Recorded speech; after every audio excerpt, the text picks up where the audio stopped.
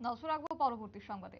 Tripura TET teachers welfare অ্যাসোসিয়েশনের উদ্যোগে CBSE board পরিচালিত মাধ্যমিক এবং উচ্চ মাধ্যমিক পরীক্ষায় আমবাসা মহকুমার 60% উপর নম্বর প্রাপক ছাত্রছাত্রীদের সংবর্ধনা প্রদান করা হয়।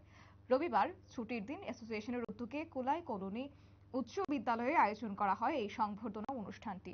মূলত এই অনুষ্ঠানে প্রদীপ প্রজ্বলন করে অনুষ্ঠানের শুভ সূচনা করেন কুলাই দ্বাদশ শ্রেণী বিদ্যালয়ের প্রিন্সিপাল সুশীল দাস। এছাড়াও অন্যান্যদের মধ্যে উপস্থিত ছিলেন সংগঠনের রাজ্য নেতৃত্ব অজয় পাল, মহকুমার স্তরের নেতৃত্ব স্বপন নম সহ অন্যান্যরা।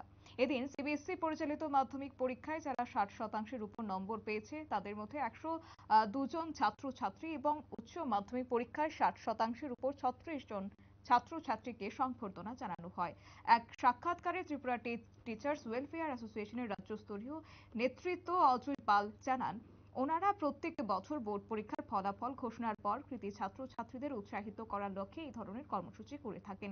এরই অঙ্গ হিসেবে আজও তারা সেই কর্মসূচি পালন করেছেন। পাশাপাশি তিনি জানিয়েছেন আগামী দিনে তাদের পক্ষ থেকে এলাকার বিভিন্ন দুস্থ ছাত্রছাত্রীদের পঠন পাঠন সামগ্রী দেওয়ার পরিকল্পনা রয়েছে। কি বলছেন গোটা বিষয়কে কেন্দ্র করে শুনুন।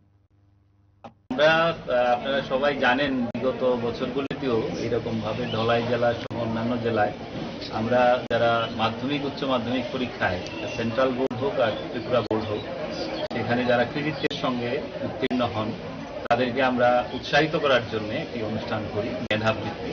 সেই অনুষ্ঠানের অঙ্গ হিসেবে আজকেও এখানে ধলাই জেলায় হচ্ছে এবং সেটা বিশেষ করে আমবাসা মহকুমা কমিটি আমাদের ত্রিপুরা টিচার ওয়েলফেয়ার অ্যাসোসিয়েশনের উদ্যোগে এই মহকুমা কমিটি এবং বিশেষ করে আপনাদের এখানকার খুব সম্মানিত প্রিয় স্যার স্বপন নমসূদ্র উনি এই উদ্যোক্তা এবং এখানে অন্যান্যরা আছে দীপ্তনু বৈদ্য থেকে শুরু করে তারাই এটা প্রোগ্রামটা করেন।